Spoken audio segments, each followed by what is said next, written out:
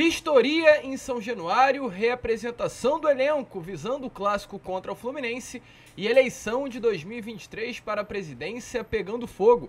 Tudo isso agora neste Fala Gigante, muito movimentado, muito agitado e, é claro, com muitas novidades para você, torcedor vascaíno. Então, mais do que nunca, você não pode perder este vídeo. Não pode deixar de ficar muito bem informado sobre as últimas informações do nosso gigante da colina. Vamos falar sobre tudo que rolou nessa tarde de sexta-feira no CT Moacir Barbosa. Vamos falar sobre essa vistoria importantíssima do Corpo de Bombeiros junto ao Ministério Público do Rio de Janeiro em São Januário.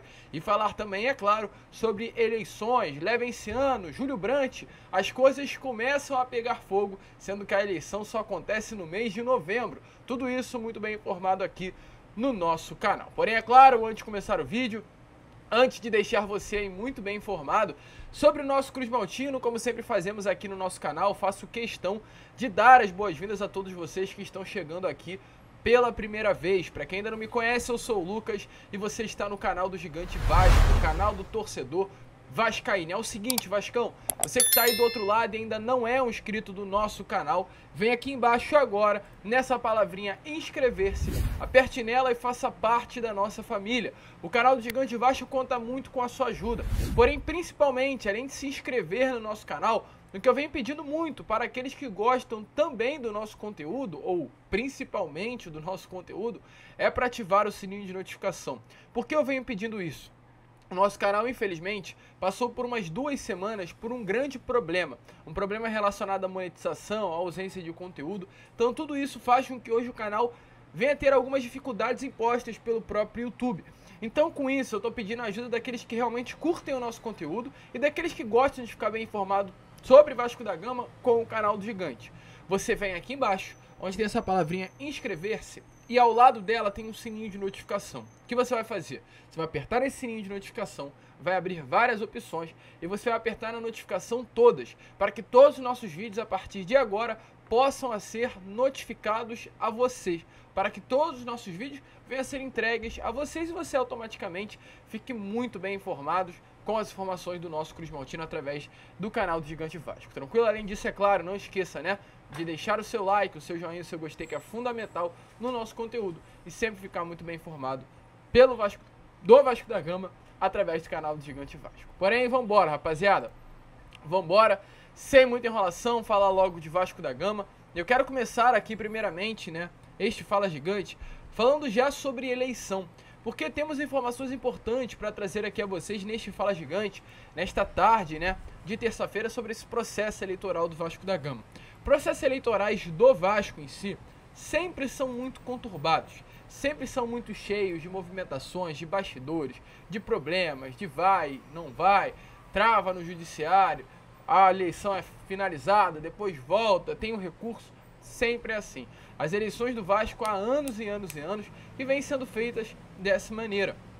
E esse ano vive-se a expectativa de que o processo eleitoral venha a ser um pouco mais tranquilo, visto que até hoje, principalmente, temos uma SAF e o futebol está separado da associação. Ou seja, o futebol que sempre despertou muito a atenção, né, de todos os personagens políticos do Vasco da Gama, hoje está um pouquinho mais distante. Mas mesmo diante disso, o fato de você ser um presidente do Vasco ainda é algo de peso. Por exemplo, Júlio Brandt, que já tentou ser presidente na eleição de 14, tentou ser presidente na eleição de 17, tentou ser presidente na eleição de 20, novamente virá a pleito tentar ser o presidente pela 4ª vez. Muitas pessoas imaginariam que após, né, a tentativa novamente frustrada em 2020, visto que o Vasco se tornou uma SAF, o futebol se separou da associação, o Júlio Brandt não gostaria mais de se tornar um presidente do Vasco da Gama e ia deixar o seu cargo de lado. Mas isso não aconteceu. O cargo de presidente do Vasco ainda é algo muito forte. Não à toa, o Júlio Brandt virá novamente a candidato. Se está confirmado. O Júlio Brandt deve ser, inclusive, o candidato da situação. Jorge Salgado, Carlos Roberto Osório. Hoje, né, a associação está nas mãos desses dois personagens políticos. E a expectativa é que esses dois, junto a outras chapas, possam ter o Júlio Brandt como nome ideal para manter o legado feito pela chapa Mais Vasco nesses últimos anos. Com isso, a oposição buscará também os seus nomes. E nesse momento, o grande nome para encabeçar a oposição, ou seja, para ser de fato o rival direto de Júlio Brandt nessa próxima eleição do mês de novembro, é Luiz Roberto Levinciano. A expectativa hoje, nesse momento, é que Levinciano possa de fato encabeçar a união da oposição para enfrentar Júlio Brandt. Ele ainda não confirmou, né, se estará aí realmente entre os candidatos para a eleição de novembro, mas nesse momento as coisas vão andando, os dias vão passando e a possibilidade é gigantesca, é grande mesmo, do Levinciano encabeçar aí essa chapa da oposição, unir toda a oposição contra a atual situação que será formada principalmente por Júlio Brandt e ser aí esse candidato a tentar ser essa pessoa contra a SAF, ser essa pessoa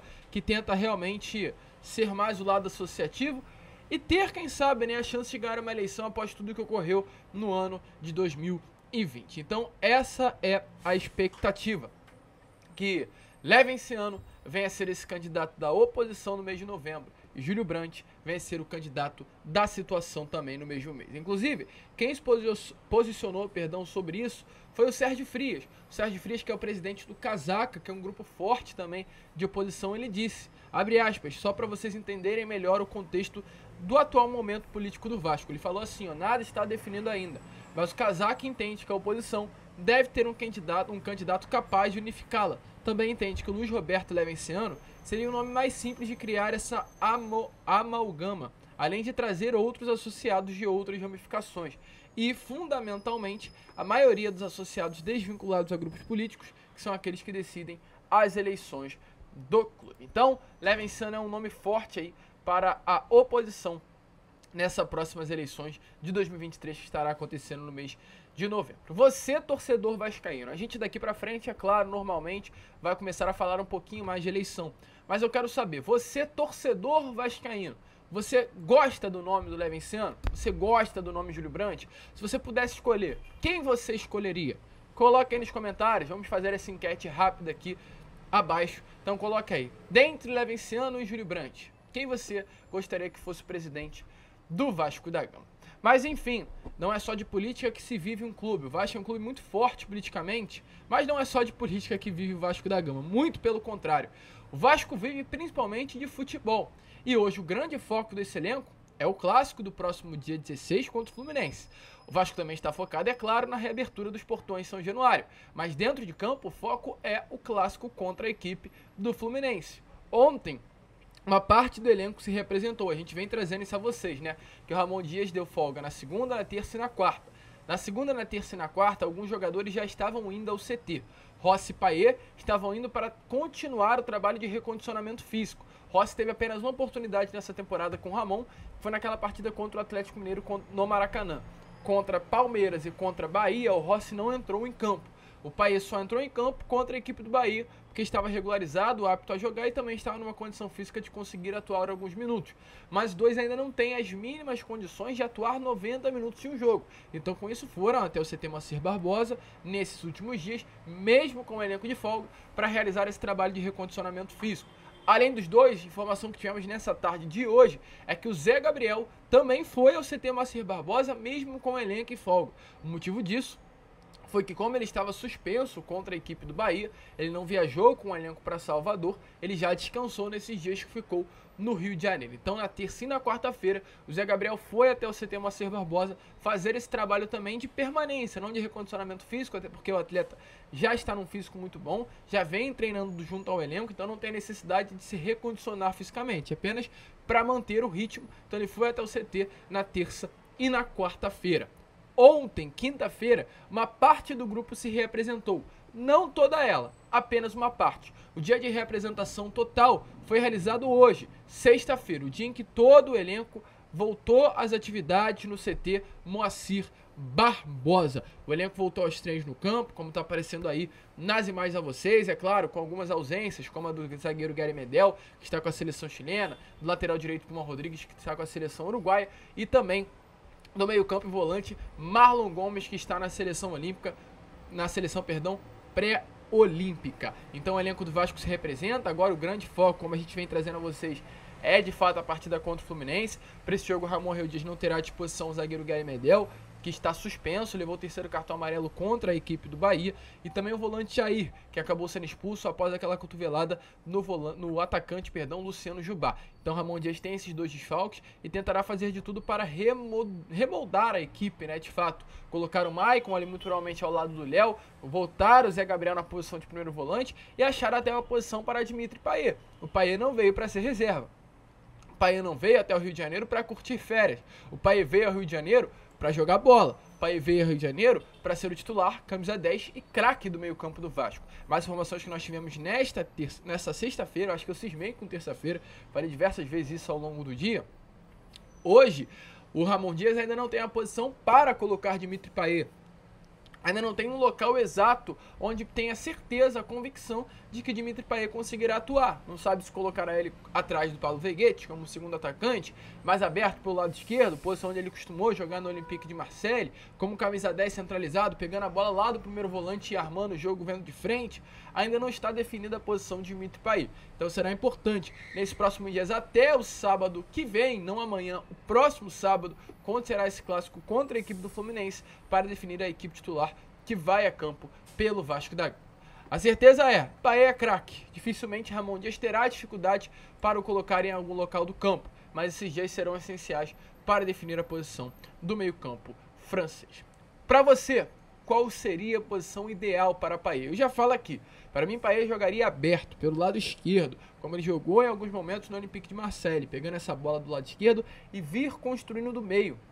Abre o Peck no lado direito, coloca o Veguete como central e deixa o Paulinho Paula fazendo esse papel de meio campo, fazendo esse primeiro papel de pegar a bola do volante. Não tem por que o Payet gastar o seu ritmo, o seu físico, o Payet já tem 34 anos de idade, para ir lá nos pés do Zé Gabriel para buscar essa bola. Deixa ele só construir, deixa ele só jogar no último terço do campo, onde ele vai ser mais perigoso, vai ser mais letal. Então por mim é isso, abre o Payet na ponta esquerda do campo, deixa ele ali, quando tiver a necessidade, Payet busca essa bola, vem empurrando para o meio e vem criando as jogadas. Esse primeiro papel de buscar a bola do sistema defensivo com o Paulinho, também tem muita qualidade para armar, para construir, outro jogador de grande qualidade, um grande achado que chegou aí ao Vasco da Gama nessa janela de transferências. Porém, torcedor, não para por aí, pois além desse foco, né, que o Vasco nesse momento tem para a partida contra a equipe do Fluminense, o Vasco também foca em reabertura dos portões de São Januário.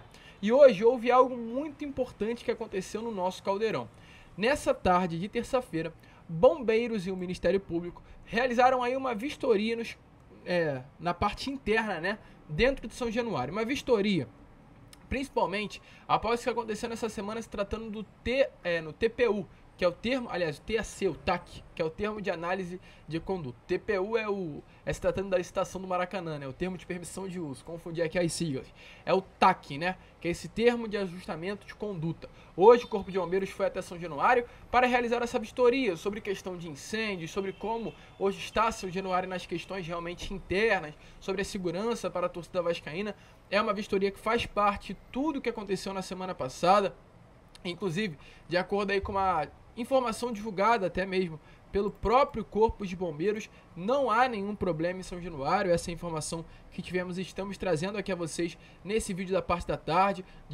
De acordo com a informação divulgada pelo Corpo de Bombeiros, a intenção é verificar as condições dos dispositivos de segurança contra incêndio, pânico local, e um procurador do Ministério Público, como a gente informou, esteve acompanhando aí a vistoria do Corpo de Bombeiros nesta tarde de terça-feira. Tudo isso faz parte da TAC, tudo isso faz parte aí desse processo para que o Vasco consiga a reabertura dos portões de São Januário. Vasco que não recebe em casa, em São Januário, público desde o dia 22 de junho, há muito tempo aí.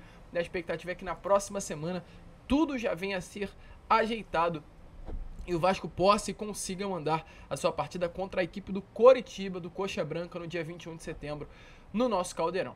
E quem falou sobre isso foi o Marlon Gomes, cria das categorias de base do Vasco da Gama,